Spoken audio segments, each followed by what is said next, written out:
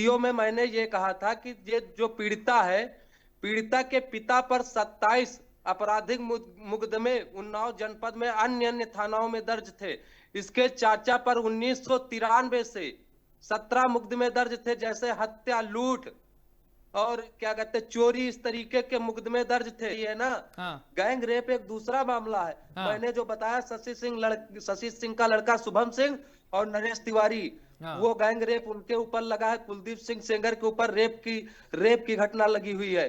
तीसरी चीज मैं बता देना चाहता हूं, 11 जून को ये पहले एप्लीकेशन देती, 2 महीने बाद इनको याद आता है कि हमारे साथ कुलदीप सेंगर ने 4 जून को भी घटना की, पहले क्यों नहीं याद आया। तीसरी चीज, उसी शुभम सिंह की माता जी के साथ पहले 11 जून को बुलाने पर जाती, नौकरी का झांसा देकर, दोबारा फिर 4 जून को जाती है। क्या संभव हो सकता है कि उसी महिला के साथ दोबारा फिर जाए? ये देखिए, मैं रिकॉर्डिंग सुना रहा हूं जी आपको। जी सुनवाइए। नमस्कार, मैं हूं आपके साथ विशाल कालरा। उन्नाव रेप केस की चर्चा देश भर में है और खास तौर से यह चर्चा तब ज्यादा हो गई जब हाईकोर्ट ने कुलदीप सेंगर की सजा को सस्पेंड करने का फैसला लिया, जमानत का फैसला लिया। लेकिन सुप्रीम कोर्ट ने हाईकोर्ट के ऑर्डर पर स्टे लगा दिया, यानी सेंगर को जेल में ही रहना होगा।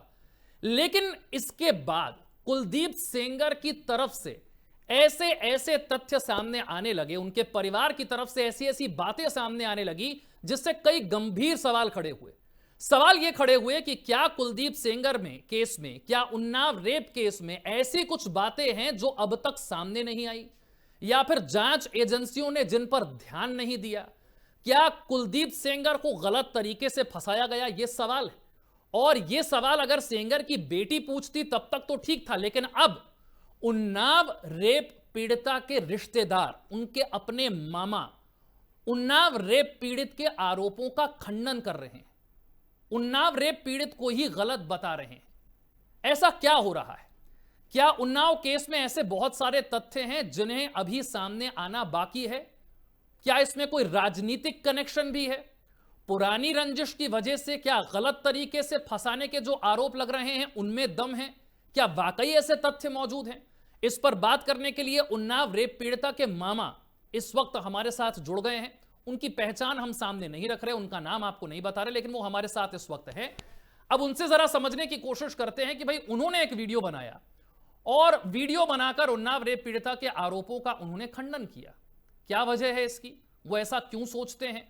और इस केस में शुरुआत से लेकर अभी तक ऐसी कौन सी बातें हैं जिन पर अब तक बात नहीं हो पाई है, या जो बातें चार्जशीट में नहीं आ पाई हैं, या जिन पर जांच एजेंसियों ने ध्यान नहीं दिया है?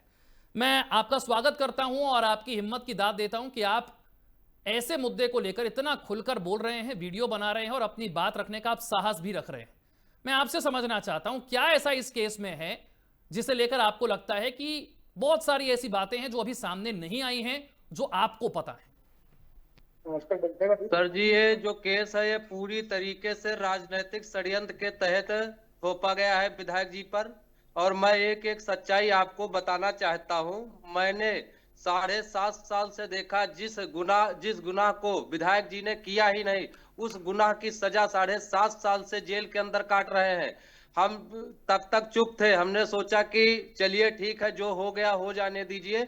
उसके बाद में अदालत ने जब कुलदीप सिंह सेंगर जी को जमानत दी, उसके बाद में इस पीड़िता ने धरना प्रदर्शन चालू कर दिया। इसके पास रास्ता था कि सुप्रीम कोर्ट में जाकर डायरेक्ट चैलेंज कर सकती थी, लेकिन वहां ना जाकर अदालत पर दबाव बनाना चालू किया। तब हमने एक वीडियो बनाया, पूरी सच्चाई सामने रखी, किस तरीके से एक एक साक्ष्य के साथ मैंने वीडियो बनाया कि किस तरीके से षड्यंत्र के तहत विधायक जी को फांसा गया। उसके बाद में मेरे मैसेंजर पर पीड़िता का ही मैसेज आता है कि अपना नंबर भेजिए। मैंने जब नंबर भेजा तो 24 घंटे बाद मुझे कॉल आती है। कॉल आने के बाद में मैं इनसे तथ्यों पे जब बात करता हूं तो कोई भी मेरी बात ना सुन, कोई भी बात का मेरी जवाब नहीं दिया, हर बात को काटती गई। उसके बाद में इन्होंने फोन काट दिया। फोन काटने के बाद में फिर इन्होंने दूसरे दिन मैसेंजर पर मैसेज लिखा कि मैं FIR करूंगी और तुम्हें CBI द्वारा, अपने वकीलों द्वारा सुप्रीम कोर्ट बुलाऊंगी। तो हमने कहा आप जहां बुलाना है बुला लीजिए, मैं सच्चाई के साथ हूं और हमेशा रहूंगा। जहां कहना पड़ेगा मैं कहूंगा कि विधायक जी की पूरी तरीके से निर्दोष है। उस वीडियो में मैंने ये कहा था कि ये जो पीड़िता है, पीड़िता के पिता पर 27 आपराधिक मुकदमे उन्नाव जनपद में अन्य अन्य थानाओं में दर्ज थे।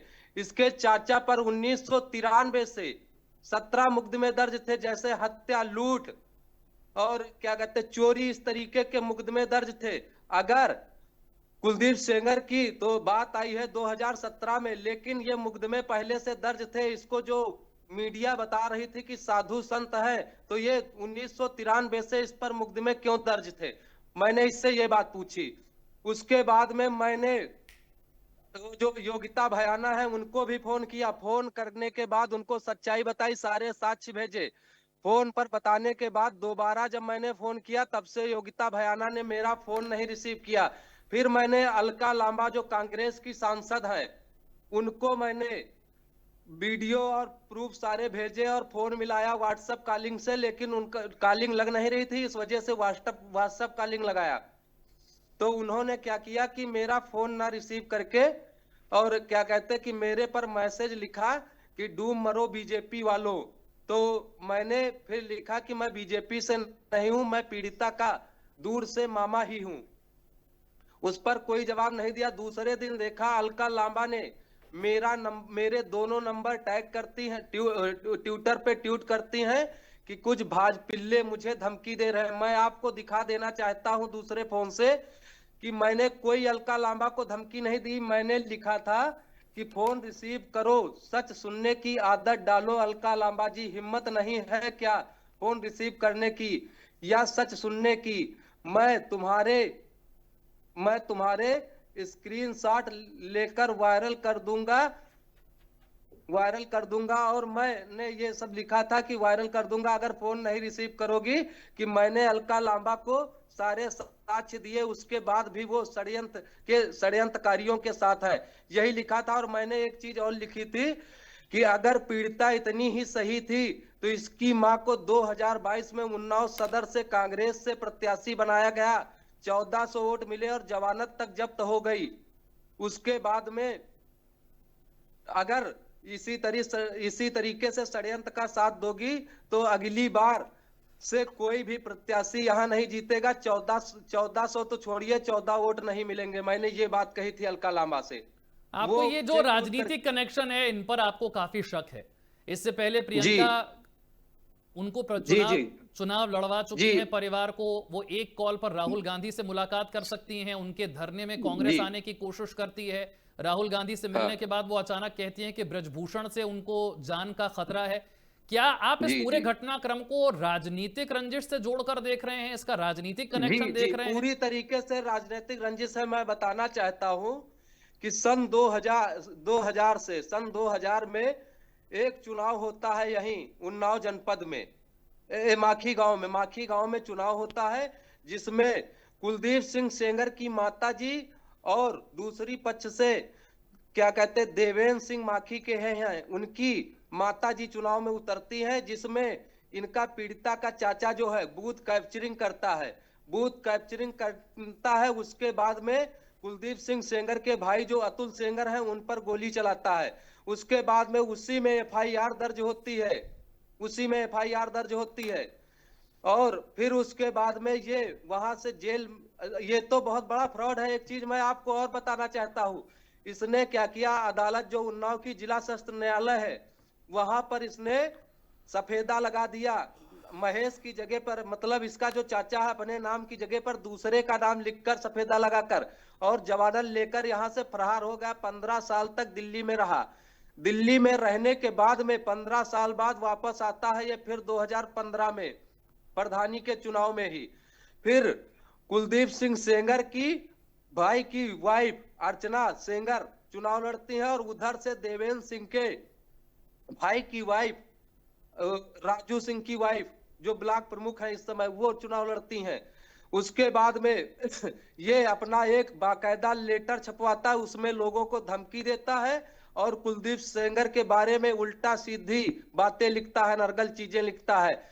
उसके बाद में ये जो लड़की है इसके बारे में बताता हूं, जो ये कह रहे हैं कि नरेश तिवारी, एक रिकॉर्डिंग आपने सुनी होगी नरेश तिवारी और इसी पीड़िता की बातचीत, जिसमें बहुत ही प्रेम से बात हो रही, ये कहीं से नहीं लगता है कि इसे कोई लेके गया। इनका एक प्रेम संबंध था नरेश तिवारी से, जो शुभम सिंह का ड्राइवर था, शशि सिंह का लड़का जो शुभम सिंह है, उसके साथ ये चली जाती है, यहां से माखी से भाग के निकल जाती है। उसके बाद में इसके चाचा को पता चलता है जब कि मेरी लड़की भाग गई है, तो इसके चाचा यहाँ आते हैं और यहाँ पर माखी थाने में एप्लीकेशन देते शुभम सिंह नरेश तिवारी के ऊपर। उसके बाद में पुलिस द्वारा ये लड़की बरामद होके औरैया से आती है, फिर ये दिल्ली चली जाती है। दिल्ली जाने के बाद में वहां इसको जो सिखाया पढ़ाया जाता हो, उसके बाद में ये बताती है मुझे नरेश तिवारी और शुभम सिंह यहां से औरैया ले गए और वहां पर भी रास्ते में भी गलत काम किया और वहां पर भी गलत काम किया, लोगों से भी गलत काम करवाया, 2-3 लोगों से। उसके बाद में 60,000 में मुझे ब्रजेश यादव के हाथ बेच दिया, उन्होंने भी गलत काम किया, उनके लड़के ने भी गलत काम किया। फिर ये एप्लीकेशन यहाँ माखी थाने में भी एप्लीकेशन नहीं दर्ज होती। फिर गांव में पंचायत दर्ज होती है। इसके पहले की बात बता रहा हूँ, गांव में एक पंचायत होती है जिसमें गांव के गणमान्य लोग, बुजुर्ग लोग इकट्ठा होते हैं और शुभम सिंह पर दबाव बनाया जाता है पीड़िता के चाचा द्वारा कि शादी कर लो। शुभम सिंह मना कर देते हैं कि मैं शादी नहीं करूंगा ऐसी लड़की से। उसके बाद में फिर ये जो पीड़िता का चाचा है, इसने क्या किया कि शुभम सिंह की जो माँ है शशि सिंह और उनकी बेटी निधि सिंह का नाम शामिल करने को कहते हैं कि अपहरण करके और गैंग रेप में इनको शामिल करिए। तो उसके बाद में गांव के गणमान्य लोगों ने विधायक होने के नाते कुलदीप सिंह सेंगर को पंचायत में बुलाते हैं और बैठालते हैं। तो कुलदीप सेंगर ने साफ तौर पर कहा था कि ना मेरा पीड़िता से कोई वास्ता है ना शुभम सिंह से, लेकिन जो दोषी हैं उन पर कार्रवाई होनी चाहिए। लेकिन ये जो शुभम सिंह की मां शशि सिंह और निधि सिंह है, इनका नाम नहीं आना चाहिए, ये बेकसूर है, इनका नाम हटाना जाना चाहिए। इसी वजह से पुरानी रंजिश तो थी ही महेश सिंह से, इनके पीड़िता के चाचा से, और ये नई रंजिश जो ये जो इन्होंने ये बात कह दी, इससे नई रंजिश हो गई। इसी वजह से इन लोगों ने उनका विधायक जी का नाम तब भी नहीं आया, एप्लीकेशन दिया शुभम और नरेश तिवारी ब्रजेश यादव के नाम पर। उसके बाद में इन लोगों ने 2 महीने बाद इनको याद आता है कि हाँ कुलदीप सिंह सेंगर भी थे बलात्कार करने में। यानी कि आप कह रहे हैं जिस वक्त ये रेप की बात कही जा रही है, उस वक्त कुलदीप सेंगर वहां पर मौजूद ही नहीं थे। जो सेंगर हैं उनकी बेटी भी यही कहती है, ऐश्वर्या, कि जब ये घटना हुई उस वक्त कुलदीप सेंगर वहां पर मौजूद नहीं थे। उनकी कॉल डिटेल और लोकेशन बताती है कि वो वहां पर मौजूद नहीं थे। पहली शिकायत में पीड़ित ने खुद कुलदीप सेंगर का नाम नहीं लिया था, मीडिया से बातचीत में भी सेंगर का नाम नहीं लिया गया था। जी, एक अहम बात मैं आपको और बता देना चाहता हूं, जो मारपीट हुई थी उसमें गांव के ही 3 लड़के थे, गांव के ही 3 लड़के थे जिनसे मारपीट हुई थी। वो एक्सेप्ट कर रहे हैं कि हाँ मेरे साथ मारपीट हुई, इनके परिवार के ही थे पीड़िता के जिनसे लड़ाई झगड़ा हुआ। उसके बाद में कुलदीप सिंह जो है ये आरोप लगा रहे हैं पीड़िता कि कुलदीप सिंह सेंगर के भाई ने उनको मारा पीटा और बंद करवा दिया। उसके बाद में जेल में उनकी मृत्यु हुई, इन्होंने मरवा दिया। मैं उस पर साफ बता देना चाहता हूँ, साफ कर देना चाहता हूँ कि जब ये लड़ाई झगड़ा हुआ दोनों पक्षों से FIR दर्ज हुई और जेल गए। जेल जाने के बाद एक यहीं के उन्नाव के नवाबगंज के पूर्व ब्लॉक प्रमुख के लड़के जेल में बंद थे, जो विधायक जी से खुन्नस चुनावी रंजिश मानते थे, वो जेल में थे। उनकी एक दिन पहले जमानत हुई थी। जमानत होने के बाद उन्होंने कागज का कोई गफला बताकर जेल से नहीं निकलते। जब पीड़िता के पिता की मृत्यु हो जाती है उसके बाद 2 दिन बाद वो जेल से निकलते हैं। तो मैं कहता हूं इस पर भी सवाल उठने चाहिए, पीड़िता से पूछना चाहिए और जांच भी होनी चाहिए। कहीं ना कहीं मुझे लगता है कि उन्हीं ब्लॉक प्रमुख के लड़के ने इनके पिता की हत्या करवाई, जिससे कुलदीप सिंह सेंगर को फंसाया जा सके। एक सवाल उम्र को लेकर भी है जो बार बार उठ रहा है, और ये कहा जा रहा है कि जिस वक्त ये घटना घटी तब क्या वाकई वो नाबालिग थी? क्योंकि 3 अलग अलग मेडिकल संस्थाओं से रिपोर्ट आई जो बताती है कि वो नाबालिग नहीं थी। ऐसा सेंगर की बेटी का ऐसा कहना है। आपके मुताबिक, क्योंकि आप परिवार के सदस्य हैं, क्या उम्र रही थी और क्या पॉक्सो के तहत मुकदमा दर्ज किया जाना सही था? अब आप समझिए, वो लगभग हमारे उम्र के, हमारी उम्र 28-29 साल है। ये मुकदमा पूरी तरीके से मीडिया ट्रायल के दबाव में और राजनीतिक नेताओं के दबाव में होकर दर्ज किया गया था, क्योंकि विधायक जी की जनता के प्रति सहानुभूति और जनता का प्रेम मिलता था। इस वजह से कुछ राजनेताओं को बर्दाश्त नहीं हुआ, इस वजह से उनको संलिप्त किया गया। उसकी उम्र पूरी तरीके से 18 से ऊपर थी जब का आरोप लगा रहे 2017 में। एक फोन कॉल जिसको जो काफी वायरल हो रहा है ऑडियो, जिसके बारे में सेंगर की बेटी भी बात करती हैं, जिसमें पीड़ित के चाचा कथित तौर पर यह कहते हुए सुने जाते हैं कि अपने अंदरूनी पार्ट्स में, अपने प्राइवेट पार्ट्स में चोट के निशान बना लो ताकि मेडिकल रिपोर्ट में ये सारी चीजें लिखी हुई आ जाएं। क्या ये बात ठीक है? नहीं, मैं बता रहा हूं, उस पर मैं बता रहा हूं आपको। ये जो चोट वाली बता रहे हैं कि एआई द्वारा बनाया गया, मुझसे भी यही कहा था फोन पर। मैं उस पर स्पष्ट कर देना चाहता हूं कि ये जो पीड़िता है गांव के ही एक लड़के के साथ गई थी, टेम्पो ड्राइवर के साथ माखी थाना। वहां पर इसके चाचा का फोन आता है उस ड्राइवर के पास, और उसके बाद में उसके फोन में रिकॉर्डिंग लगी थी, जिसने रिकॉर्ड कर लिया ये इसका चाचा ही है जो कह रहा अपने अंदरूनी पार्ट्स पर खरोच मार लो। और वो ड्राइवर इनके चाचा के डर से आज तक गांव नहीं आता, अगर आता है तो रुकता नहीं, भग जाता है, गांव में नहीं रुक पा रहा इनके दहशत से। ये उन्नाव जिले के मिनी दाऊद इब्राहिम किसी समय में माने जाते थे तीनों भाई। एक और बात सामने आती है कि कोर्ट में खुद पीड़िता ने माना कि वो सेंगर से पहले कभी नहीं मिली थी। इसके बाद उन्होंने अपने स्टेटमेंट को बदला और कहा कि वो तो हर शनिवार और रविवार को मुझे बुलाते थे, क्योंकि उनके पास मेरा कोई कथित तौर पर वीडियो था या एमएमएस था जिसका मुझे डर दिखाया जाता था, जिसके बहाने मुझे ब्लैकमेल किया जाता था। ये बार बार बयान बदले गए, सच्चाई क्या है? तो पहले मिली थी पीड़िता कभी सेंगर को या नहीं? मैं मीडिया से अनुरोध करना चाहता हूं कि बार बार मिले थे, आप लोग उनसे सवाल करिए कि जिनके पीछे हजारों की संख्या जब शनिवार को सैटरडे को आते थे, ऐसे तो वो यहाँ रहते नहीं थे, लखनऊ रहते थे अपना। और ये ना गैंग रेप एक दूसरा मामला है। मैंने जो बताया शशि सिंह का लड़का शुभम सिंह और नरेश तिवारी, वो गैंग रेप उनके ऊपर लगा है। कुलदीप सिंह सेंगर के ऊपर रेप की घटना लगी हुई है। तीसरी चीज मैं बता देना चाहता हूं, 11 जून को ये पहले एप्लीकेशन देती, 2 महीने बाद इनको याद आता है कि हमारे साथ कुलदीप सेंगर ने 4 जून को भी घटना की, पहले क्यों नहीं याद आया? तीसरी चीज, उसी शुभम सिंह की माता जी के साथ पहले 11 जून को बुलाने पर जाती नौकरी का झांसा देकर, दोबारा फिर 4 जून को जाती है। ये क्या संभव हो सकता है कि उसी महिला के साथ दोबारा फिर जाए? ये देखिए, मैं रिकॉर्डिंग सुना रहा हूं आपको। जी सुनवाइए। सैटरडे को आते थे, संडे को जनता दरबार लगता था, शनिवार से ही लोग आना शुरू हो जाते थे। लेकिन उनके साथ इतने लोग थे तो उनको, और सुरक्षा भी थी साथ में, तो उनको किस समय मिल गई, कितने बजे उनको समय मिल गया इसके साथ रेप करने का? कभी भी ये नहीं मिली। पहली बात तो ये अपने मामा के यहाँ रायबरेली में रही है, जहां से फर्जी टीसी मार्कशीट बनवाया था। देखिए, जो रेप का समय है वो भी बार बार समय बदलकर बताया गया, जो जन्म की तिथि है वो भी बार बार बदलकर बताई गई, यानी कि उम्र अपनी बार बार बताई गई अलग अलग। रेप का समय मैं बता रहा हूं, पहली बार जो 2 बजे बताया इसने, उस समय विधायक जी गंगा दशहरा के मेला में अपनी वाइफ के साथ वहां मौजूद थे, और वो सोशल मीडिया पर विधायक जी के अभी भी फोटो पड़ी है। इसी वजह से समय इसने बदला, शाम 6 बजे किया, फिर भी लोकेशन कहीं दूर की थी, अन्य जिले की। इस वजह से इसने 6 बजे के बाद रात 8:30 बजे किया, और इसने कहा मेरा फोन विधायक जी ने छीन लिया था। मैं उस पर बता देना चाहता हूं, सीबीआई की जो कॉल वो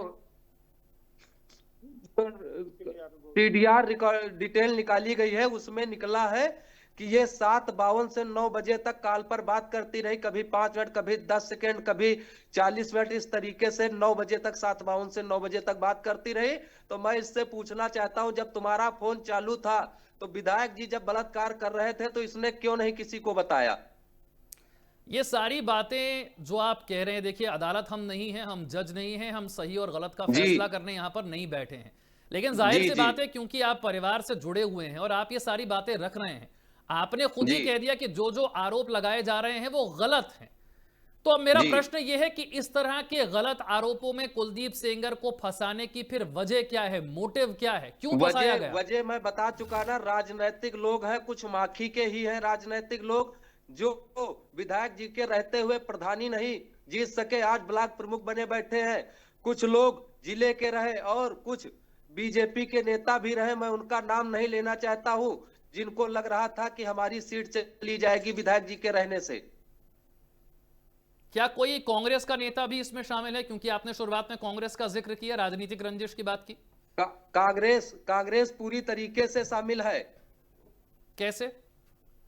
कांग्रेस के नेता यहाँ के तो सारे लोग जानते हैं, लेकिन मैं सबसे पहले बता देता हूं, जो पूर्व ब्लॉक प्रमुख बता रहे हैं उन्नाव जनपद के, जिनके लड़के को मैंने बताया कि इसके पिता को जेल में ही हत्या कराई है शायद, उनके उनके करीबी रहे शिवपाल सिंह यादव, जिससे पहली बार आपने भी पूछा था ना पीड़िता से कि अखिलेश यादव से कब मुलाकात हुई, जी। तो मैं बता देना चाहता हूं उनके यहाँ एक 13वीं का कार्यक्रम था, उनकी वाइफ खत्म हुई थी, उसमें शिवपाल यादव और अखिलेश यादव तो आए थे और पीड़िता से वहीं मुलाकात हुई, वहीं से पूरा षड्यंत्र रचा गया था उनके घर से।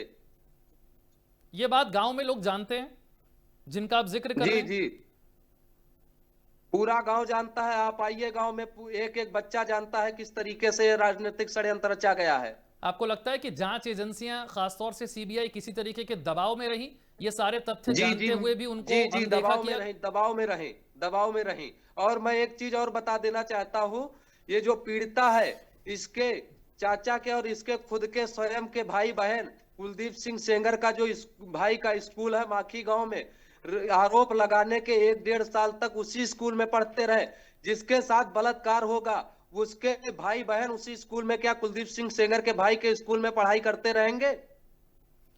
क्या पीड़ित के परिवार को अब भी धमकियां मिल रही हैं, क्योंकि उनका कहना है कि सेंगर के जो सहयोगी हैं वो आज भी धमकियां देते मैं हैं? बता रहा हूं, मैं आपकी बात समझ गया, धमकी उसको नहीं मिल रही, उसने खुद सबको धमकी दी है। एक रश्मि सिंह सेंगर है इन्हीं की वकील, जिनको ये धमकी दे रही है कि मैं तुम पर मुकदमा कराऊंगी अगर सही बोली, मुझको खुद धमकी दिया है कि तुम पर मुकदमा दर्ज कराएंगे। बरखा को दिया धमकी, ये खुद धमकी दे रहे हैं, सीआरपीएफ का गलत इस्तेमाल कर रहे हैं। आपने देखा होगा कि सीआरपीएफ वालों के साथ किस तरीके की अश्लील हरकतें करते हुए रील बनाया है। आप परिवार से किस तरीके से जुड़े हुए हैं, थोड़ा ये भी बता दीजिए। मैं थोड़ा दूर से हूं, इनका मामा हूं, रिकॉर्डिंग थोड़ा सुना सकता हूं, क्योंकि मेरे ऊपर भी प्रेशर रिश्तेदारी से बनाया जा रहा है। मैं सुना सकता हूं, पीड़िता खुद मुझको मामा कह रही है। जी सुनवाइए। फोन लाओ जरा हमारा, 1 मिनट सुना रहे हैं।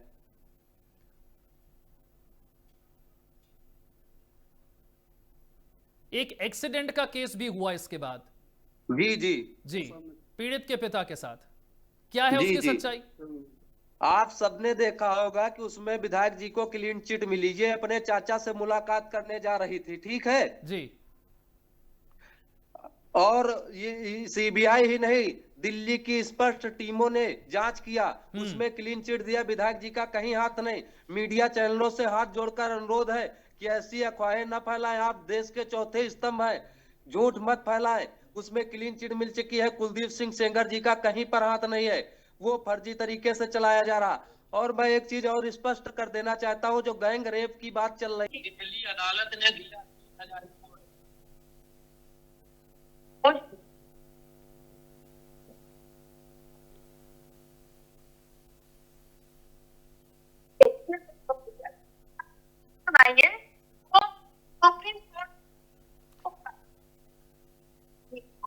मैं आपसे गुजारिश करूंगा कि अगर आप ये हमारी टीम को भेज सकें रिकॉर्डिंग, क्योंकि ये रिकॉर्डिंग अभी ठीक से सुनाई नहीं दे रही है, हम इस रिकॉर्डिंग को भी सामने रखेंगे और जी चाहेंगे कि जितने भी तथ्य इस केस के हैं वो सामने आ सके। अब मेरा आखिरी प्रश्न है, इस केस में न्याय कैसे होगा? हम लोगों को तो पूर्ण भरोसा है, न्यायालय पे भी है, सरकार पे भी है, हर जगह भरोसा है, लेकिन इन्हें क्यों नहीं हो रहा? इनका तो राइट था कि सीधा सुप्रीम कोर्ट के लिए रास्ता खुला था, क्यों नहीं गए? जेएनयू के जो छात्र हैं, जो देश विरोधी बात करते हैं, राहुल गांधी के मिले हुए लोग, वो कुलदीप सेंगर के लिए धरना प्रदर्शन करने जाते हैं, फांसी की मांग करते हैं। ऐसे लोग मांग करेंगे जो देश विरोधी गतिविधियों में शामिल रहते हैं। अदालत पे क्या भरोसा रहे? न्यायालय बंद कर देनी चाहिए। अगर इनके पक्ष में फैसला आए तो सही है, नहीं तो अदालतें बिक चुकी हैं। उम्मीद करते हैं कि जो बातें आप रख रहे हैं ये बातें सुप्रीम कोर्ट तक भी पहुंचेंगी और जब पक्ष रखा जाएगा तो ये सारे मैं तथ्य तो सामने कहता हूं सुप्रीम आएंगे। कोर्ट से कि ऐसे लोगों पर मुकदमा दर्ज होना चाहिए जो सुप्रीम कोर्ट के जजों पर इल्जाम लगाते 50-50 लाख में बिक गए, ठीक 50-50 करोड़ में। ठीक, बहुत बहुत शुक्रिया हमारे साथ जुड़ने के लिए और इन सभी बातों को हमारे साथ साझा करने के लिए। हमने कहीं भी ये कोशिश नहीं की है कि कौन सही है और कौन गलत है ये साबित किया जाए, ना हम अदालत हैं ना हम जज हैं, लेकिन अगर इस केस में कुछ नए तथ्य सामने आ रहे हैं जिन पर अब तक नजर नहीं पड़ी है, जो चार्जशीट में नहीं है, हमारी कोशिश है कि वो हम अपने दर्शकों के सामने रखें। हमने उन्नाव के रेप पीड़िता से भी बात की है, उन्हें भी अपना पक्ष रखने का, अपनी बात रखने का पूरा मौका दिया है। कुलदीप सेंगर की बेटी से भी हमने, आपने सुना है कि एफएम न्यूज पर बात की है, उन्हें भी अपना पक्ष रखने का पूरा मौका दिया है। रेप पीड़िता के मामा से भी हमने बात की अब से कुछ देर पहले और आपके सामने उन तथ्यों को लाने की कोशिश की, उन बातों को लाने की कोशिश की जो शायद अब तक सामने नहीं आई थी, लेकिन इस केस से उन बातों का बहुत गहरा नाता है और ये सारी बातें धीरे धीरे करके अब सामने आ रही हैं। नजर लेकिन सुप्रीम कोर्ट पर होगी, क्योंकि अब आगे क्या होना है ये सुप्रीम कोर्ट को तय करना है।